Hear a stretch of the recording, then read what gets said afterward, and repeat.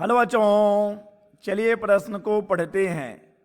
40 centimetre focus दूरी के एक उत्तल लेंस को 25 सेंटीमीटर फोकस दूरी के आउटर लेंस के संपर्क में रखा जाता है।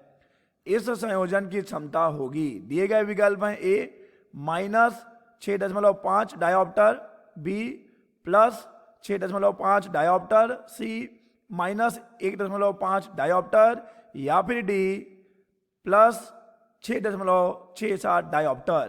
तो चलिए बच्चों, सबसे पहले हम लिख लेंगे मूल अवधारणा, जिस पर कि बच्चों यह प्रश्न आधारित है। बच्चों यह प्रश्न आधारित है लेंसों के संयोजन पर। लेंसों का संयोजन। बच्चों यदि F1 और F2 फोकस दूरियों वाले दो लेंसों का संयोजन किया जाए और हम मान लें कि संयुक्त फोकस दूरी F है, तो बच्चों हम जानते हैं कि 1/F बराबर होता है 1/F1 धन 1/F2। ठीक है बच्चों, हम इस सूत्र का प्रयोग करेंगे। साथ ही बच्चों हमें लेंस की क्षमता की बात करनी है। हम जानते हैं बच्चों लेंस की क्षमता P बराबर होती है उसकी फोकस दूरी का व्युत्क्रम, यानी P बराबर होता है 1/F। लेकिन ध्यान रहे कि हमें F को मीटर में लेना होता है। ठीक है बच्चों, यदि हम F को सेंटीमीटर में लेंगे तो सूत्र हो जाएगा 100/F। यहां पे आप इसे सेंटीमीटर में लीजिए।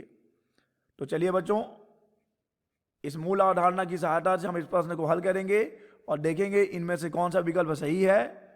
बच्चों प्रश्न में कहा गया है कि एक लेंस है उत्तल लेंस जिसकी फोकस दूरी है 40 सेंटीमीटर। तो बच्चों इसे हम प्लस लेंगे, उत्तल लेंस की फोकस दूरी धनात्मक।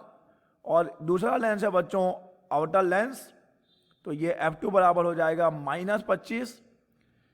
चूंकि बच्चों हम आउटर लेंस की फोकस दूरी ऋणात्मक लेंगे तो F1 F2। चलिए मान लेते हैं बच्चों कि इस दोनों का संयोजन करने पर जो फोकस दूरी आती है वो कैपिटल F है, तो 1/F बराबर हो जाएगा 1/F1 धन 1/F2। तो बच्चों यहां से मिलेगा 1/F बराबर 1/F1। F1 का मान रख दीजिए 40 प्लस 1/-25, तो ये हो जाएगा 1/F बराबर 1/40 माइनस 1/25। तो हमें यहां से मिलेगा 1/F बराबर 25 माइनस 40 बटे, हमने इनको गुणा कर दिया।